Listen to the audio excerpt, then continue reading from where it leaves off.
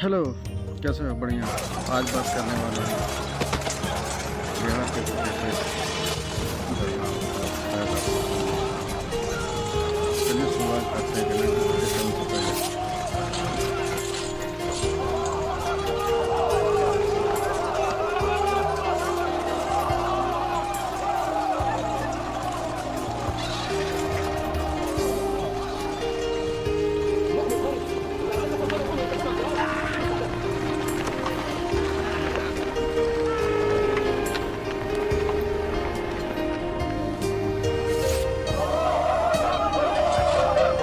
भागो!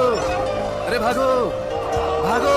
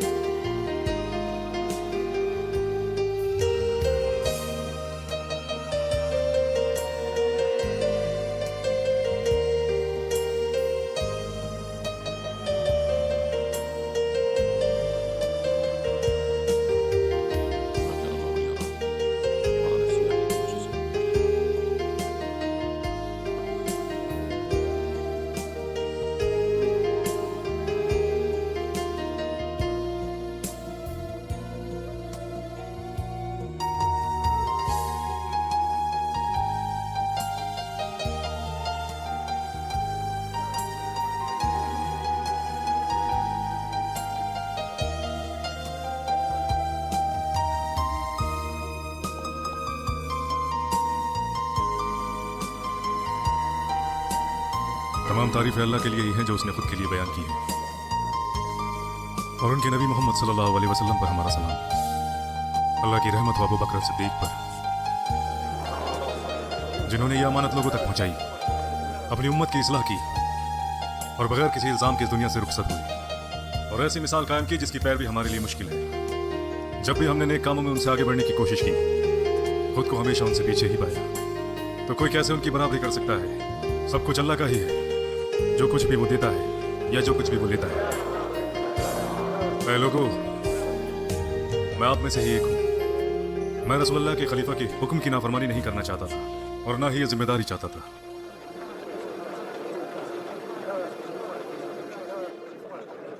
या अल्लाह, अगर मैं ज्यादा सख्त हूं तो मेरी सख्ती को कम कर दे। या अल्लाह, अगर मैं कमजोर हूं तो मुझे कुव्वत दे।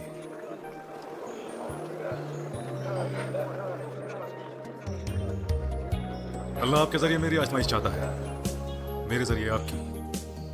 मेरे दो साथियों के गुजरने के बाद भी मुझे जिंदा रखा। मुझे मालूम हुआ है कि कुछ लोग मेरे रवैये से खौफजदा हैं। उन्होंने कहा कि उमर हम पर सख्ती करता था जब रसूलुल्लाह और अबू बकर हमारे बीच मौजूद थे। तो अब क्या होगा जब सारे मामलात ही मेरे हाथ में हैं? जिसने भी ये कहा बिल्कुल सच कहा। रसूलुल्लाह के साथ में उनका एक खादिम था, नरमी और हमदर्दी में उनका कोई सानी ना था। और जैसा अल्लाह ने आपके बारे में फरमाया, मोमिनों पर निहायत रहम करने वाले और मेहरबान।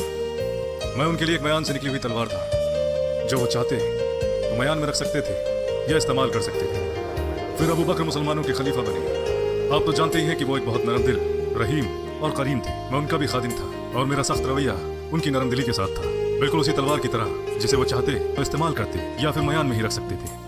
मगर अब सारी जिम्मेदारी मेरे कंधों पर है लोगों। तो अब आप लोगों को मालूम होना चाहिए कि मेरी सख्ती दोगुना हो गई है, लेकिन यह सिर्फ जुल्म और नाइंसाफी के खिलाफ होगी। जहां तक अच्छे साबित कदम और दीनदारों की बात है, तो मैं उनके साथ इससे भी ज्यादा नरम हूं जितना वो आपस में नरम है। तो अल्लाह ही जो किसी के हकूक छीनेगा या नाइंसाफी करेगा, मैं उसे तब तक नहीं बख्शूंगा जब तक कि उसका चेहरा जमीन पे न रगड़ दूं। उसके बाद मैं अपना चेहरा जमीन पर रगड़ दूंगा उन लोगों के लिए जो इंसाफ पसंद और कानून पसंद है। मैं आपसे कुछ वादा करना चाहता हूं, जो पूरे ना होने पर आप मुझसे पूछ सकते हैं, मैं जवाब दूंगा। मैं वादा करता हूं कि आप लोगों के हिस्से से कभी कुछ न लूंगा। जो कुछ अल्लाह ने आपको दिया है, सिवाय उसके जिस पर मेरा हक है, मैं वादा करता हूँ कि आपकी आमदनी में भी इजाफा होगा इंशाअल्लाह ताला। मैं आपके सारे मसलों को सुलझाऊंगा और आप पर जो भी कोई खतरा होगा वो पहले मुझसे होकर गुजरेगा। और अगर आप फौज के साथ घर से दूर हैं तो मैं तुम्हारे अहलो अयाल की देखभाल करूंगा एक बाप की तरह। जहां तक बैतुल माल की बात है तो उसकी निगरानी में कोई कमी न रहेगी। अगर मेरे पास काफी है तो मैं बैतुल माल से कुछ न लूंगा, और जब मेरे पास कुछ न हो तो मैं सिर्फ उतना ही लूंगा जितना जायज है। अल्लाह से डरते रहो अल्लाह के बंदो, और तुम्हारे मामला देखने में मेरी मदद करो ताकि मैं तुम्हारा ख्याल रख सकूं, और मेरे लिए भी मेरी मदद करो। अगर मैं सही करूं तो मेरा साथ दो, और गलत करूं तो मुझे रोक दो, और तुम्हारे मामलातों में मुझे ईमानदारी से सलाह दो। ए लोगो, सुनो समझो मैं क्या कह रहा हूं। उठो अल-मुथन्ना, ये तुम्हारे भाई हैं अल-मुथन्ना इब्न हारिता अल-शैबानी। इराक के इनके कारनामे सब जानते हैं। मुसलमान वहां कम तादाद में और कमजोर हो चुके हैं। उन्हें डर है कि इराक में हमने जो पाया फारस उसे वापस पाने की कोशिश करेगा। अबू बकर ने अपनी वफात से पहले मुझसे कहा कि मेरी वफात के बाद अगली सुबह या अगली शाम होने से पहले मैं लोगों को अल-मुथन्ना के लश्कर में शामिल होने की दावत दूं। तो वक्त न गवाओ और जिहाद में शामिल हो जाओ, क्योंकि ये जिहाद है जिहाद, और इसमें हिस्सा लो।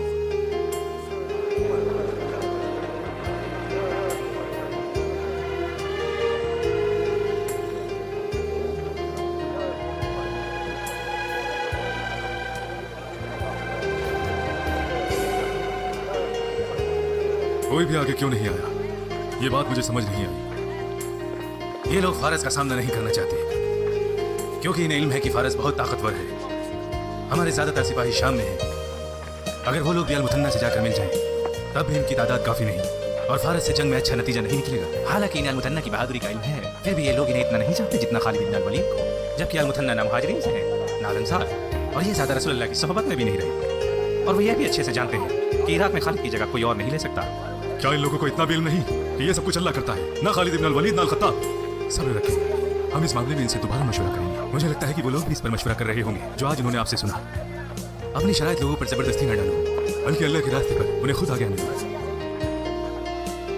अल्लाह हमें कभी आपकी राय से महरूम न रखे। आबल हसन उमर इब्न अल-खत्ताब की तरफ से अबू उबैदा इब्न आमिर इब्न अल-जर्राह को अल्लाह आपको अपने अमान में रखे। मैं आपको बताना चाहता हूं कि अबू बकर सिद्दीक खलीफतुर रसूलुल्लाह अब हमारे बीच नहीं रहे। सब कुछ अल्लाह का ही है, और एक दिन अल्लाह के पास ही वापस लौटना है। अल्लाह की मर्जी थी कि मैं उनके बाद खलीफा बनूं। मैं आपको शाम में मुसलमानों का अमीर मुकर्रर करता हूं, इसलिए रोम के साथ जंग में आप अपने साथियों के साथ मशवरा लें। आप ये जान लें कि मैं खालिद इब्न अल-वलीद को किसी गलती या खता की वजह से नहीं हटा रहा हूं, बल्कि आप उन्हें अपना दायां बाजू बना लें, जो भी आपको बेहतर लगे। इस बात का ध्यान रखें कि मुसलमानों पर कोई आंच ना आए। अल्लाह आपको मेरे जरिए आजमा रहा है और मुझे आपके जरिए। वस्सलाम अलैकुम।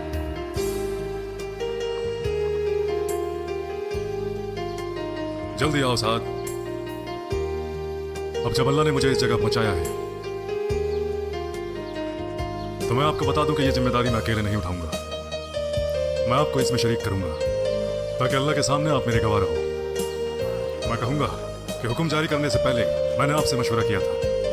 जब रसूलुल्लाह सल्लल्लाहु अलैहि वसल्लम हमारे साथ मौजूद थे तो उन पर वही का सिलसिला जारी था जिसमें गलती की कोई गुंजाइश न थी। फिर भी अल्लाह ने अपने साथियों से उन्हें मशवरा लेने का हुक्म दिया, तो हम क्यों ना करें? जब अल्लाह अपने रसूल को मशवरे का हुक्म दे सकता है, जबकि हम में से कोई भी रसूल अल्लाह की तरह हिदायत याफ्ता नहीं है। हम तो आम लोगों की तरह हैं जो अपनी राय कायम करेंगे। सही भी हो सकती है और गलत भी। जब एक इंसान अपनी राय को तरजीह देता है तो वो गलती करता है और चारों तरफ से परेशानियों में घिर जाता है। तब वो और मुसलमानों की जमात कमजोर पड़ जाती है। मगर जब एक जमात अपनी राय कायम करती है और बाद में पता चलता है कि वो गलत है, तो गलतियों को सुधारना आसान हो जाता है, क्योंकि ये पूरी जमात का फैसला है। इसमें किसी एक को जिम्मेदार नहीं ठहराया जा सकता। तब जमात और इसके अमीर मजबूत होंगे और बगैर शूरा के लिए गए फैसलों का नतीजा ज्यादातर सही नहीं होता। एक इंसान का फैसला कच्चे धागे की तरह होता है। दो लोगों की राय भी आपस में उलझ कर रह जाती है, जबकि तीन लोगों की राय एक मजबूत रस्सी की तरह होती है। इसके साथ ही मैं अपनी हिकमत का आगाज करूंगा। यह आपका हक है और आपकी और मेरी जिम्मेदारी है। अगर आप सच को जानते हैं तो उसे मत छुपाना। अब मैं अल-मुथन्ना से शुरू करता हूं। मैं लगातार 3 दिन से लोगों से इसरार कर रहा हूं अबू बकर की वफात के बाद, लेकिन उसका कोई फायदा नहीं हुआ। मुझे सलाह दो ये लोगों। वो डरते हैं क्योंकि उनकी तादाद कम है और फारस के खिलाफ ये तादाद कुछ खास ना कर सकेगी। इसके अलावा जो लोग इस्लाम से फिर चुके हैं उनसे अबू बकर ने मदद लेने से इनकार कर दिया था। उनकी तादाद ज्यादा है और उनमें अरब के कुछ बेहतरीन लड़ाके भी शामिल हैं, जैसे तुलह अल-असदी और अमर इब्न माद करीब। उन्होंने तौबा कर ली है और शिद्दत से मुसलमानों की जमात में शामिल होना चाहते हैं और फौज में भी। अगर हमारे लोगों को पता चलेगा कि वो हमारे साथ शामिल होना चाहते हैं तो उनका नजरिया भी बदल जाएगा। यकीनन अल्लाह भी यही चाहता था कि ये दिन अरब से शुरू हो और इसके लिए जरूरी है कि अरबी जमात एक साथ इकट्ठा हो। वक्त आ चुका है जो लोग पहले फिर चुके थे और बाद में तौबा कर ली, उनको मुस्लिम जमात में शामिल कर लेना चाहिए ताकि पूरा अरब एक इंसान की तरह तबलीग और रिसाला शुरू कर दे। फारस और रोम में होने वाले जुल्म सितम का खात्मा हो।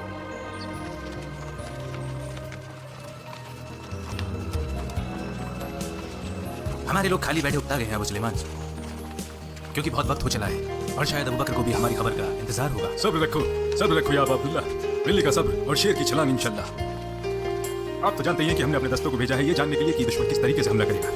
रोमी फौजों की जंगी तरतीब बिल्कुल अलग है जिससे हम नावाकिफ हैं, इसीलिए हमें अपनी फौजों को नई तरतीब से तैनात करना होगा। मैं इसी बारे में सोच रहा था और जल्दी हम कोई नया तरीका निकाल लेंगे इंशाल्लाह। सब्र और उम्मीद। हमारा कल अब करीबी है। कैसे हैं आप अबा सुफियान? रोमियों से लड़ने के लिए बेसब्र हूँ।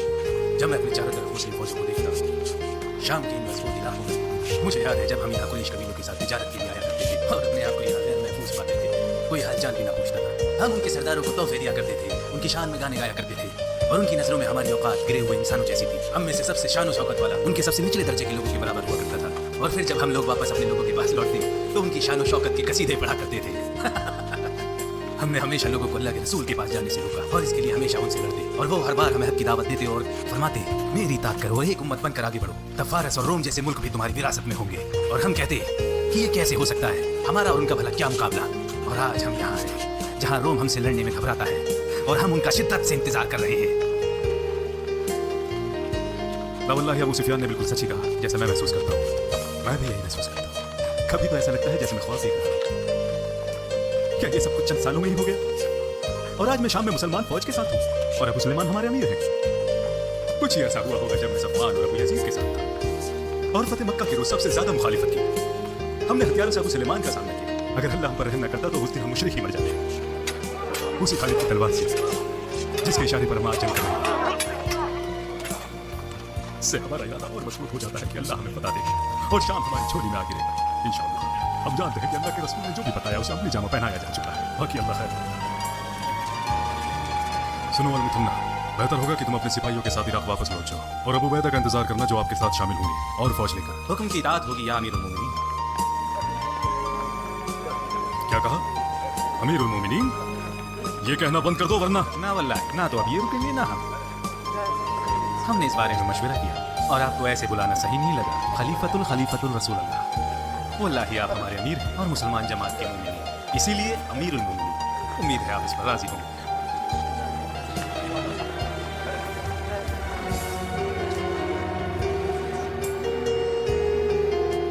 आप लोग जानते हो मैंने आपको यहाँ क्यों जमा किया है? तुम में से शायद कुछ सोच रहे होंगे कि तुम्हारे अब्बा अब अमीरुल मोमिनीन हैं और तुम उनके बच्चे हो, तो तुम में से अगर कोई भी तिजारत के लिए जाता है लोग तुम्हें तरजीह देंगे। मैं आपको बताना चाहता हूं कि तुम्हारे अब्बा आपके दादा के ऊंट चराया करते थे और आपके दादा का बर्ताव बुरा ही नहीं बल्कि ज्यादती वाला था। आपके अब्बा अपनी खालों के लिए लकड़ियां लेकर आते थे और उनके हवाले कर दिया करते थे, कुछ मिट्टी भर खजूर या किशमिश के लिए। हमारा कबीला आदि कुरैशियों में से कुछ खास नहीं था और हमारा मर्तबा कुछ कबीलों जैसे अब्द मनाफ, मखजूम, साम और जुम्मा से कमतर था। अल्लाह ने हमें इस्लाम में इज्जत दी, खुद को उसके हवाले कर दिए। लोग तुम्हें ऐसे देखेंगे जैसे एक बाज गोश्त के टुकड़े को देखता है। जरा भी तुम भटके वो तुम्हें अपनी गिरफ्त में ले लेंगे। अगर खुद को बचा लिया तो बच जाओ। अगर मैं किसी चीज को हराम करने का हुक्म जारी करता हूँ तो सबसे पहले तुम उससे बचोगे। वल्लाही जान लो, जिस काम से मैंने बचने का हुक्म दिया है अगर वो काम तुमने किया तो इस रिश्ते की वजह से मैं तुम्हारी सजा दोगुनी कर दूंगा। इसलिए मैं तुमसे कहना चाहता हूँ, तुम्हारे अब्बा मुस्लिम जमात के अमीर हैं ये कभी ना सोचना, ताकि तुम में और दूसरों में कोई फर्क न रहे। समझ गए मैंने क्या कहा? लगता है वक्त करीब है। जब में इससे बुरा कुछ भी नहीं लगता कि हम उसका इंतजार करते रहे। भाई सलमा, हमने सगे भाइयों से बढ़कर एक दूसरे का साथ दिया है। वक्त चाहे अच्छा रहा हो या बुरा, हमने कभी साथ नहीं छोड़ा। हम दोनों एक ही पेड़ की दो शाखें, उसके बाद हम इस्लाम में भाई बने और हमने जो भी किया वो साथ किया। वो जमाना चला गया जब हम दोनों की टांगें बंधी होती थी और लोग हमसे बुरा बर्ताव करते थे। और आज हम इस मुल्क में और हमारा भाई खालिद लोगों का अमीर है और हमारा भाई इक्रिमा उनके नीचे अमीर है। उस जमाने में दोनों ने ही हमारे साथ बुरा बर्ताव किया। मैं अल्लाह का शुक्र अदा करता हूँ वो हमें साथ लाया। मैं अल्लाह के रास्ते में शहीद होना चाहता हूँ। और अगर ऐसा होता है तो मैं चाहता हूँ कि मेरा दफन तुम्हारे हाथों हो। वल्लाही मैं भी यही चाहता हूँ। अगर ऐसा हुआ तो अल्लाह तुम्हें महफूज रखे और तुम मुझे दफनाओ, और मेरी वसीयत का जिम्मा भी आप ही ले। अगर तुम ही न रहे तो मैं उसका क्या करूंगा सलमा? मैं अल्लाह से दुआ करूंगा कि जिस तरह उसने दुनिया में हम दोनों भाइयों को साथ रखा है, उसी तरह आखिरत में भी हम दोनों को जन्नत नसीब फरमाए। आमीन। ये रूमी खुली जगह में जमा हो चुके हैं और इनके बीच से गुजरने का रास्ता इंतहाई तंग है। इनसे सामना करने के दो ही तरीके हैं। इन्होंने खुद को दरिया और मगरबी नहर के दरमियान रखा हुआ है, जहाँ पर इनका दाहिना लश्कर तैनात है, और वहाँ मशरिक की वादी की तरफ उनका बाहिना लश्कर तैनात है। उनके पीछे वादी होने की वजह से उनके बाही तरफ भागने का कोई रास्ता नहीं है। अब ये हमारे ऊपर है कि हम उन्हें वहाँ रुकना चाहे तो रोक सकते हैं, और अगर वो भागना चाहते हैं तो हम उन्हें जाने देंगे, जैसा भी वक्त के हिसाब से सही होगा। सही कहा। बहुत ही कम होता है कि ऐसी फौजों को कोई फायदा मिलता है। सच कहा, ये उनके हारने की पहली वजह होगी इंशाल्लाह। ये जगह उन्होंने जंग में ना तजुर्बे की वजह से नहीं चुनी है, बल्कि इसलिए चुनी है कि उनके सिपाही यहाँ से भाग न सके, और वो चाहते हैं कि उनके सिपाही यहीं टिके रहे, भाग ना पाए, ताकि उनकी फौज यहाँ रुकी रहे। ये उनकी आधी हार हो चुकी है इंशाल्लाह।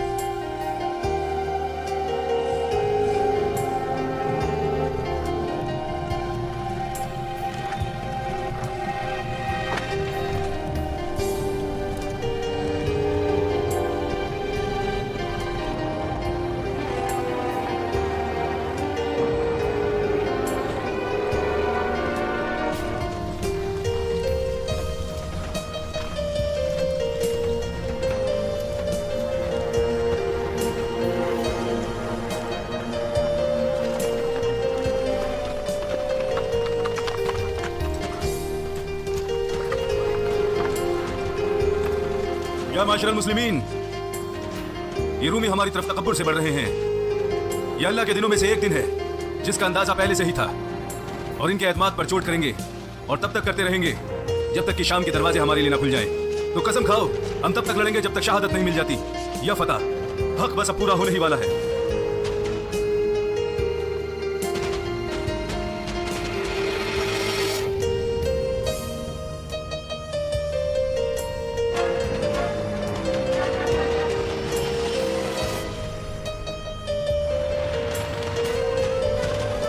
मोमिनो, अल्लाह के लिए लड़ो और वो तुम्हारी मदद करेगा, जिससे यकीनन फतह मिलेगी।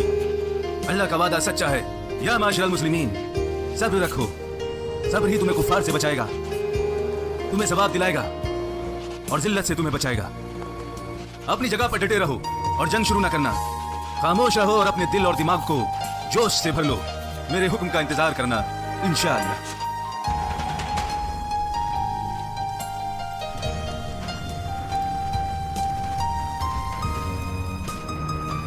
अस्सलाम वालेकुम व रहमतुल्लाह। वालेकुम सलाम।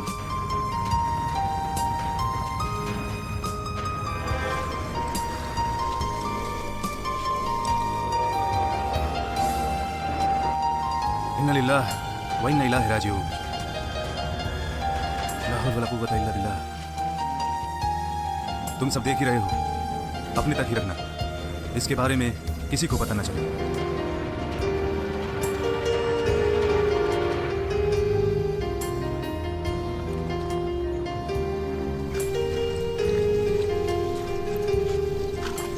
मुसलमानों, अपनी नजरों को नीचे रखो। उनकी तादाद देखकर मत घबराना, हमारे इरादे उनसे ज्यादा मजबूत हैं। अगर हमने शिद्दत के साथ उन पर हमला किया तो तुम उन्हें चारों तरफ भागते हुए देखोगी।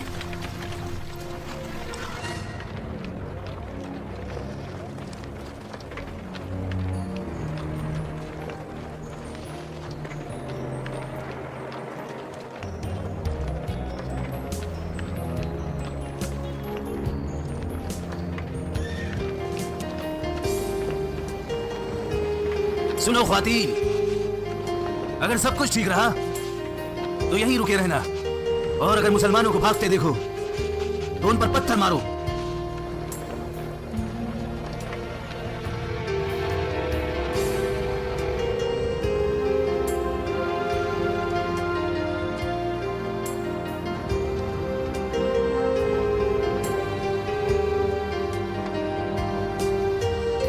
इन रोमियों की तादाद मुसलमानों से बहुत ज्यादा है। नहीं, मुसलमानों की तादाद रोमियों से ज्यादा है। फौज की फतह देखो, शिकस्त नहीं, तादाद का कोई मतलब नहीं होता।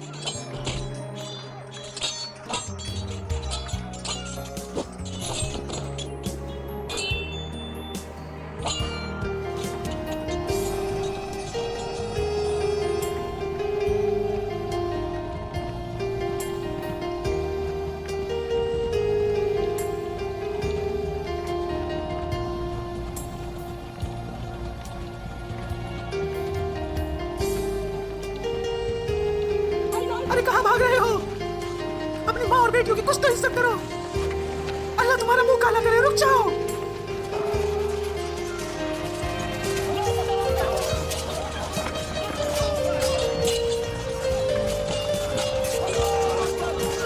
अगर हमें नहीं बचाते हमारे शौहर भी नहीं रहोगे।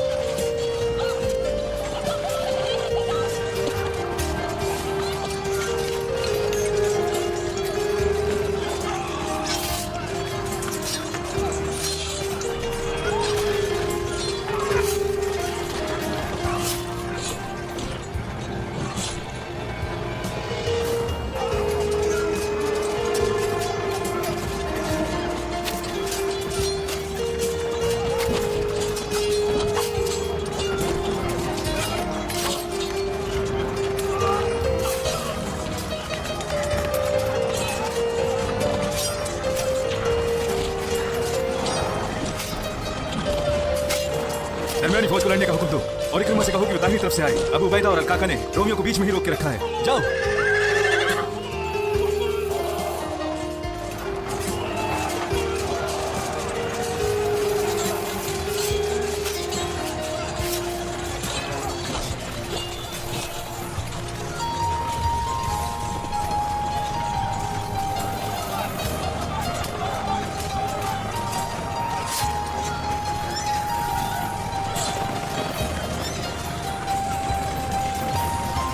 सब रखो अल्लाह के बंदो, अल्लाह ताला सब रखने वालों के साथ है, इन्हें भागने मत देना।